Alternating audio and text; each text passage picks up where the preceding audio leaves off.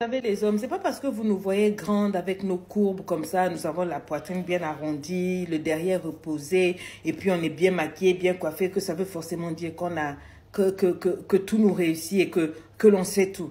Non. Une femme, c'est un être avec beaucoup d'émotions, avec beaucoup de... on est connecté vraiment différemment à vous. Ce qui veut dire qu'on ne raisonne pas comme vous. Vous êtes des personnes très, très cérébrales. Souvent, vous arrêtez longtemps à réfléchir, à retourner une même question plusieurs fois, à voir tous les coins et tout, avant de prendre une décision. Mais nous, on fonctionne souvent au feeling, aux émotions. Et ça nous perd beaucoup. On fait beaucoup d'erreurs. C'est pour ça que je veux plaider auprès des hommes. Soyez matures. Quand vous êtes dans une relation avec nous, apprenez à nous connaître, à nous découvrir, à connaître quels sont les boutons qui nous font déclencher par-ci, par-là. Et soyez patients. Soyez patients. La plupart des femmes sont des êtres, comme j'ai dit, émotionnels. On a besoin d'attention. On a besoin d'affection. Et on a besoin que vous nous mentiez aussi. Quand j'ai dit mentir, c'est pas mentir que vous allez nous tromper, non. On a besoin que vous nous mentiez. Souvent, quand vous voyez même une vérité qui peut nous blesser, nous détruire, ne nous la dites pas ou bien couvrez-la pour nous. Vous aurez le temps. Dans le temps de nous dévoiler la chose à votre manière, en votre temps. Et surtout quand on vous aime, on saura encaisser la chose. Par exemple, tu as une femme, elle est enceinte. Toi-même, tu sais que pendant la grossesse, on a le masque de grossesse. Toi-même, tu vois qu'elle est vilaine, elle est grosse. Elle vient te dire, chérie, est-ce que je suis belle? Est-ce que je suis grosse? Et un peu de tact, il faut me mentir. Il faut me mentir. Dis-nous oui. Tu es tellement belle. Tu es la plus belle femme au monde. Dans mon monde, il n'y a pas une autre comme toi. Et toi, regarde ton nez. Regarde ceci.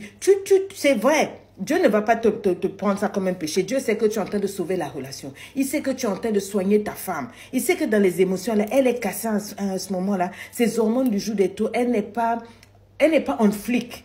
Elle-même, elle doute d'elle-même. La personne qui va lui ramener la confiance, la personne qui va l'encourager, c'est toi. Si tu vois qu'elle est en train de postuler un emploi et que vraiment elle est découragée, tout et tout, prends du temps, assieds-toi, écris le CV avec elle, pose-lui les questions, qu'est-ce qui l'intéresse, aide-la vraiment à se dépasser et fais-lui comprendre qu'elle est intelligente, qu'elle est capable. Ce genre d'hommes-là, on les oublie difficilement.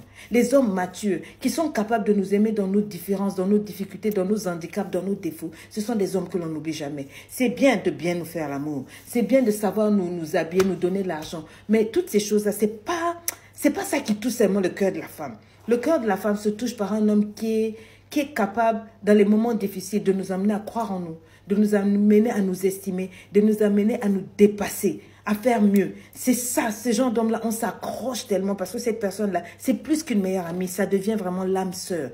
Donc, sachez nous mentir, sachez nous aimer, sachez être patient, sachez nous répondre. Vos mots-là, quand vous parlez, ça descend dans nos âmes, souvent ça nous tue. Donc, sachez nous aimer, nous parler, sachez prier avec nous, sachez être nos modèles.